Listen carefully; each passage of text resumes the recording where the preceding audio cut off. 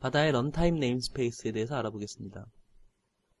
런타임 네임스페이스에는 타이머에 관련된 클래스들, 트레딩에 관련된 클래스들, 그리고 스레드 간의 데이터의 싱크로니제이션에 관련된 클래스들이 준비되어 있습니다. 먼저 타이머에 대해서 자세히 알아보도록 하겠습니다. 타이머는 일정한 시간 후에 다른 오브젝트에 타임이 지났다는 것을 알려주기 위한 클래스입니다. 타이머가 가지고 있는 펑션에는 construct, start, cancel 등이 있는데요. construct 펑션에서는 일정 시간 후에 이벤트가 발생했을 때 이 이벤트를 받기 위한 리스너 오브젝트를 등록할 수 있습니다. 이렇게 construct 펑션에서 이벤트 리스너를 결정하고 start 펑션을 수행시키면 타이머가 작동하기 시작합니다. 이때 start의 파라미터로 몇 밀리세컨드 후에 리스너 오브젝트에게 노티피케이션을 해주는지를 결정할 수 있습니다. 타이머가 작동되고 있는 중간에 타이머를 멈추기 위해서는 cancel 펑션을 부를 수 있습니다. 타이머 클래스는 스타트에서 지정한 시간 후에 지정되어 있는 이벤트 리스너 오브젝트에 onTimerExpired라는 함수를 불러줍니다. 자, 타이머가 직접 사용되는 예를 보도록 하겠습니다. 이 예제는 특정한 작업을 10ms마다 반복하는 프로그램의 일부입니다. 먼저 10ms마다 반복적으로 작업하기 위해서 타이머 이벤트를 듣기 위한 iTimer 이벤트 리스너의 서브클래스인 who를 정의했습니다. 그리고 프로그램의 어떤 부분에서 타이머를 시작하기 위한 펑션으로 start timer라는 걸 만들어 봤는데요. 이때 순서는 타이머를 컨스트럭트하고 리스너를 붙입니다. 그리고 마지막으로 start 펑션을 불러주는데요. 이 start 펑션에서는 10ms 이후에 onTimerExpired라는 함수가 호출되게 하기 위해서 10이라는 값을 주었습니다. 그리고 onTimerExpired에서는 원하는 작업을 수행하고 타이머를 다시 스타트 시켜서 반복적으로 이 onTimerExpired 함수가 불리도록 하였습니다. 다음은 바다의 thread에 대해서 알아보도록 하겠습니다. thread는 기본적으로 독립적으로 동시에 돌아갈 수 있는 컨트롤 플로우들을 여러 개 만들 때 사용이 됩니다. 바다에서는 크게 두 가지 타입의 thread가 있는데 첫 번째는 워커 thread고요. 두 번째는 이벤트 드리븐 thread입니다. 워커 thread라는 것은 일반적으로 상당히 긴 작업들을 메인 프로세스와 병렬로 수행하기 위해서 생성됩니다. 여기에 비해서 이벤트 드리븐 thread는 워커 thread가 지속적으로 작업을 하고 있는 데 반해서 특정한 이벤트가 발생했을 때 이벤트를 메인 thread와 독립적으로 처리하기 위해서 만들어집니다. 따라서 내부적으로 어싱크로너스 콜을 사용할 수 있는 데 반해서 워커 thread는 어싱크로너스 콜을 사용할 수 없습니다. 바다의 thread 프로그래밍 모델은 기본적으로 iRunnable 인터페이스라는 걸 사용합니다. 이 iRunnable 인터페이스는 thread 클래스의 베이스 클래스고요. run이라는 버추얼 펑션을 가지고 있습니다. 이 run이라는 버추얼 펑션 내부에 thread가 해야 할 작업을 지정함으로써 thread를 만들 수 있습니다. 이 iRunnable 인터페이스에서 파생된 클래스가 thread 클래스인데요. 이 thread 클래스는 버추얼 펑션으로 onStart, run, onStop을 가지고 있습니다. 자, 실제로 thread가 어떤 식으로 작동되는지 알아보겠습니다. 자, 메인 thread에서 서브 thread를 컨스트럭트한 후에 thread의 start 펑션을 불러주면 해당 thread에는 onStart라는 버추얼 펑션이 불립니다. 그리고 자연스럽게 run 상태로 들어가게 되는데요. 이 run 펑션도 역시 버추얼 펑션으로 개발자가 임플리멘트 해야 하는 펑션입니다. 이 속에 thread가 해야 할 작업을 넣을 수 있겠죠. 이런 펑션이 작동하고 있는 사이에 메인 thread에서 서브 thread의 stop이라는 펑션을 불러주면 thread는 작업을 멈추고 onStop이라는 펑션을 부르게 됩니다. 실제로 thread를 어떤 식으로 구현하는지 알아보겠습니다. 먼저 iRunnable을 이용해서 thread를 만드는 방법에 대해서 알아보겠습니다. 예제에서 보시는 내용에서는 aTask라는 클래스를 iRunnable의 서브 클래스로 지정했습니다. 그리고 내부에 run이라는 펑션을 임플리멘트 했습니다. 이 run 펑션 속에서 thread가 직접 해야 할 작업을 지정하는 것입니다. 그리고 이 runnable을 사용하기 위해서는 메인 thread나 다른 서브 thread에서 새로 thread를 만들고 그리고 태스크를 만든 후에 thread에 태스크를 붙여줍니다. 이 thread를 스타트 시키면 thread의 디폴트 임플리멘테이션인 onStart가 불리게 되고요. 이 runnable에 있는 run이 다음으로 수행되게 됩니다. 그러는 중간에 이 thread를 만들어준 메인 thread나 stop 펑션을 부르게 되면 이 run 펑션이 종료하게 되고요.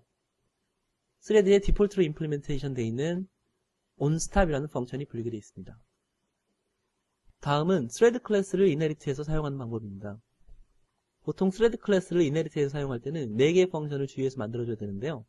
첫 번째가 construct 펑션입니다. 이 construct 펑션에서는 이 thread가 워커 thread인지 event driven thread인지를 지정을 해줘야 합니다. 다음으로 onStart 펑션인데요. 이 onStart 펑션은 thread에서 초기화 작업을 수행합니다.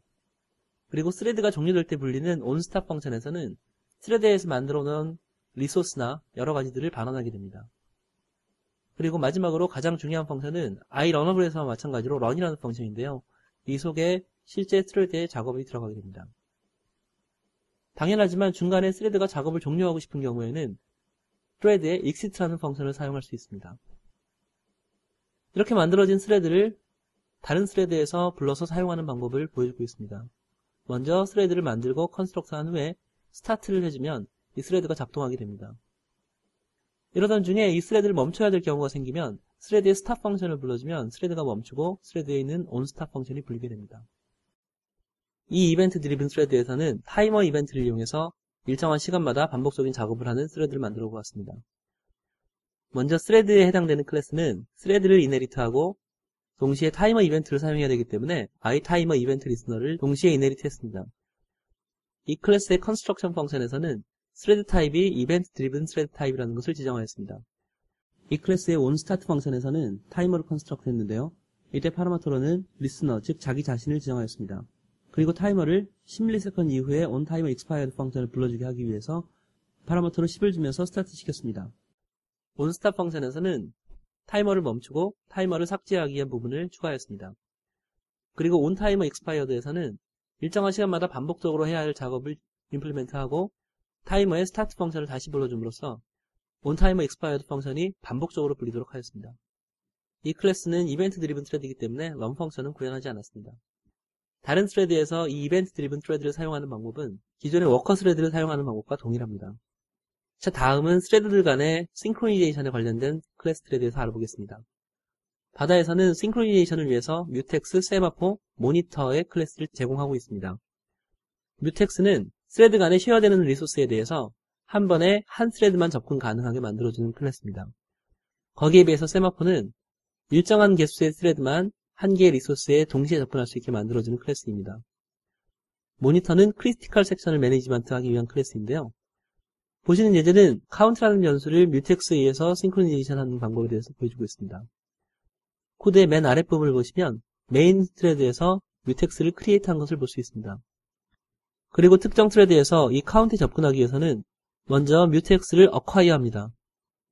뮤텍스가 acquire 되어 있는 상태에서는 다른 오브젝트들은 뮤텍스를 다시 acquire 할 수 없습니다. 그리고 count 값을 액세스해서 값을 변경시킨 후에 뮤텍스를 릴리즈 해주었습니다. 또 다른 스레드에서 역시 마찬가지로 같은 방법으로 count 베리어블을 액세스할 수 있습니다. 이때 A 스레드가 뮤텍스를 acquire하고 릴리즈하기 전 상태에서 B 스레드가 뮤텍스를 acquire하면 이 acquire 펑션을 리턴하지 않고 A 스레드가 뮤텍스를 릴리즈할 때까지 기다렸다가 acquire 펑션이 리턴되게 됩니다. 따라서 동시에 count라는 베리어블에는 한 번에 한 스레드만 접근할 수 있게 됩니다. 다음은 세마포에 대한 예제입니다. 세마포는 기본적으로 뮤텍스와 동일한데요. 한 번에 접근할 수 있는 스레드의 개수를 지정할 수 있다는 특징이 있습니다. 보시는 예제에서 역시 count라는 베리어블에 세마포를 지정한 경우입니다. 자, 코드 맨 아래쪽에 보시면 세마포를 생성하면서 몇 개의 스레드가 동시에 액세스할 수 있는지를 지정하는 것을 볼 수 있습니다. 여기에서는 한 개의 스레드만 동시에 지정할 수 있게 해줬습니다. 그리고 A 스레드에서는 세마포를 acquire하고 변수를 액세스한 후에 릴리즈하는 것을 볼 수 있습니다. B 스레드에서는 좀 다른 일을 해봤는데요. 기본적으로 acquire 할 때 주는 10이라는 파라미터는 10ms 동안만 acquire를 시도해보고 그동안 acquire가 되지 않으면, 즉 다른 스레드가 이 리소스를 acquire하고 있는 상태라 그러면 그대로 리턴하게 됩니다. 이때 리턴 값으로 success와 success가 아닌 값을 리턴하게 되는데요. success가 아닌 경우에는 acquire에 실패했기 때문에 거기에 해당되는 작업을 수행해야 되고요. 리턴 값이 success인 경우에는 acquire 성공한 경우이기 때문에 이때는 쉐어드되는 리소스에 접근할 수 있습니다. 자, 다음은 모니터를 이용해서 잡을 오더링하는 예제입니다. 지금 보시면 스레드 A에서는 잡 1번과 2번을 수행하게 되어 있고요. 스레드 B에서는 잡 3번을 수행하게 되어 있습니다. 이때 스레드 A에 있는 잡 2번이 스레드 B에 있는 잡 3번이 수행된 후에 반드시 수행해야 된다고 하면 스레드 A에서는 잡 1번이 끝난 후에 모니터에 wait를 걸어줄 수가 있습니다. 이 wait 펑션은 스레드 B에 notify라는 펑션이 불릴 때까지 리턴하지 않고요. 컨트롤을 멈추게 됩니다. 따라서 이 코드를 수행시키면 잡의 순서는 1, 3, 2번이 되거나 3, 1, 2번이 되어서 항상 2번 잡은 3번 이후에 일어나도록 할 수 있습니다. 자, 정리하겠습니다. 바다는 멀티스레드 어플리케이션을 지원하는데요. 기본적으로 워커 스레드 타입과 이벤트 드리븐 스레드 타입을 지원하고 있습니다. 이런 스레드들 간의 쉐어된 리소스에 대해서는 뮤텍스, 세마포, 모니터와 같은 싱크로니제이션 방법을 이용해서 스레드 세이프한 어플리케이션을 만들 수 있습니다.